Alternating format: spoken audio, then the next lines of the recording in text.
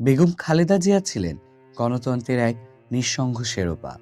দলমত নির্বিশেষে, এমনকি রাজনৈতিক প্রতিপক্ষের মুখেও ছিল তার আরোগ্য লাভের জন্য প্রার্থনা।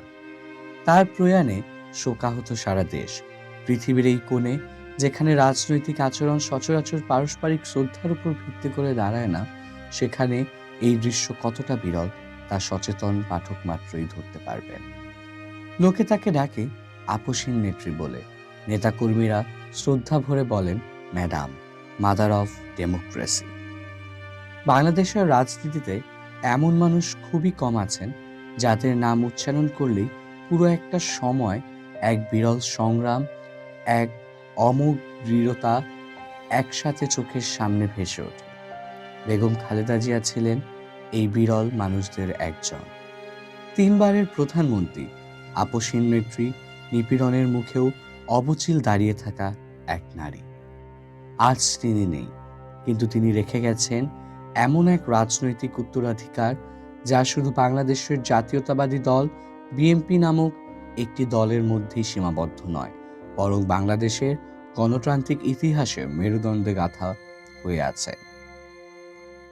1945 সালের 15ই আগস্ট দিনাজপুরে জন্ম। অতি স্বাভাবিক, সাদামাটা, অভিজাত গৃহবধূর জীবনটাই তার ভাগ্যে লেখা ছিল। যদি 1981 সালের 30শে মে তার স্বামী, বাংলাদেশের রাষ্ট্রপতি জিয়াউর রহমান, সামরিক বাহিনীর একটি বিদ্রোহ গ্রুপের হাতে শহীদ না হতেন এবং খালেদা জিয়াকে ঘরের বাইরে এসে ধরতে হতো না দলের হাল, তখন তিনি রাজনীতির ধারণা রাখতেন না, ভাবতেনও না। কিন্তু দেশের রাজনৈতিক অবস্থা তাকে টেনে নিয়ে গেল এক দীর্ঘ অস্থিরতা, তীব্র সংঘর্ষ ভরা পথে। তিনি রাজি হলেন দেশের প্রতি দায়বদ্ধতার কারণে। তাকে লড়াই করতে হচ্ছিল সামরিক স্বৈরশাসক হুসেইন মোহাম্মদ এরশাদকে, যাকে লোকে ডাকত বিশ্ব বেহাইয়া বলে। এরশাদ স্বৈরাচার অবসান ঘটাতে 1983 সালে গঠিত 7 দলীয় জোটের গঠনের স্থপতি ছিলেন বেগম জিয়া।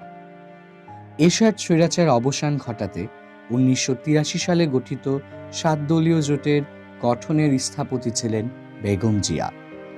1986 সালের অবৈধ নির্বাচনে শেখ হাসিনার নেতৃত্বে আওয়ামী লীগ অংশ নিলেও খালেদা জিয়া আন্দোলন চালিয়ে যান। সেই থেকে হাসিনার নাম হয় জাতীয় বেঈমান, আর খালেদা জিয়ার নাম হয় আপসীন নেত্রী। গণতন্ত্র পুনরুদ্ধারের জন্য 7 বছরের মাথায় তাকে 7 বার আটক করা হয়েছিল, কিন্তু তার আত্মবিশ্বাস, স্থিরতা কোনোদিনও নড়েনি। 1990 সালে গণ অভ্যুত্থানে তার নেতৃত্ব ছাড়া পূর্ণতা পেত না। সেই থেকে তিনি পেলেন আপসীন নেত্রীর তকমা। মার্জিত এই নারী হয়ে গেলেন বাংলাদেশের প্রথম নারী প্রধানমন্ত্রী। স্বৈরশাসনের ভেঙে পড়ার পরে অর্থনীতি, প্রশাসন, রাষ্ট্রীয় প্রতিষ্ঠান সবকিছু আবার দাঁড় করানোর দায়িত্ব ছিল তার কাঁধে। ভুল ত্রুটি তার ছিল, কে না করে, কিন্তু তার আমলে দেশের সার্বভৌমত্ব, দেশের স্বাধীনতা, দেশের মর্যাদা কখনো প্রশ্নের মুখে পড়েনি।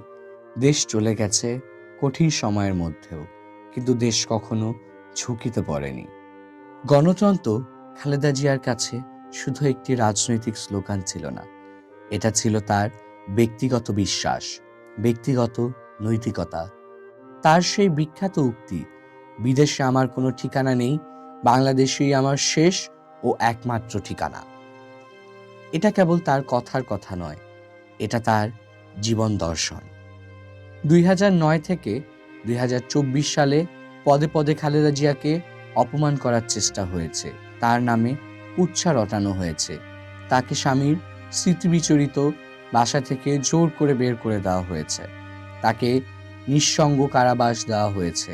খালেদা জিয়াকে একা একটি জেলে রাখা হলো, সেখানে পরিবেশ ছিল ভয়াবহ, চিকিৎসার সুযোগ নিয়ে নানা ধোঁয়াশা তৈরি করা হলো।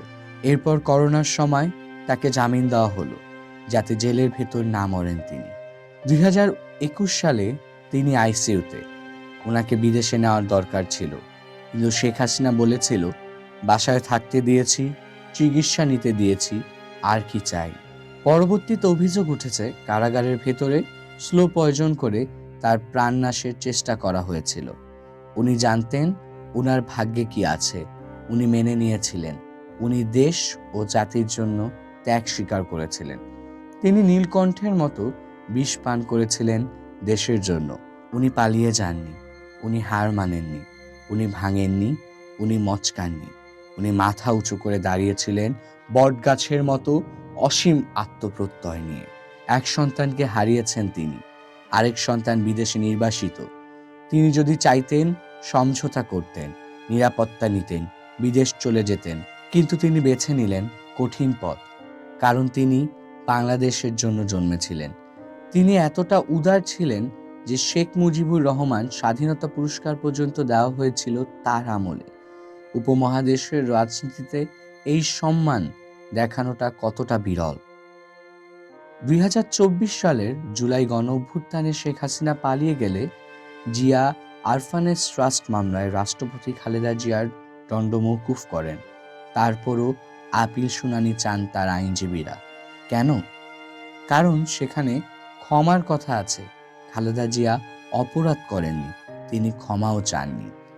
তাই এটা আইনগতভাবে মোকাবেলা করতে তার আইনজীবীদের নির্দেশ দিয়েছিলেন তিনি। এখান থেকে বোঝা যায় কতটা শক্ত তার আদর্শ।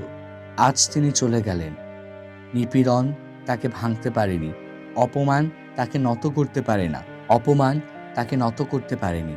শেখ হাসিনার প্রতিহিংসা তাকে উইপোকার মতো খেতে পারেনি। অবশেষে মৃত্যু তাকে নিয়ে গেল, বাংলাদেশ একটি যুগ হারালো। স্বৈরা শাসনের বিরুদ্ধে লড়াইয়ের সবচেয়ে সোচ্চার কণ্ঠস্বর হারালো। আজ তাকে বিদায় জানাতে গিয়ে মনে পড়ে যায়, এই দেশের মানুষ তাকে যতটা প্রাপ্য সম্মান দিতে পারেনি, ইতিহাস ঠিকই দেবে। কারণ সময় সবশেষ বিচারক, এবং সময়ের আদালতে খালেদা জিয়া চিরকাল অটল দাঁড়িয়ে থাকবেন একজন আপোষহীন নেত্রী হিসাবে।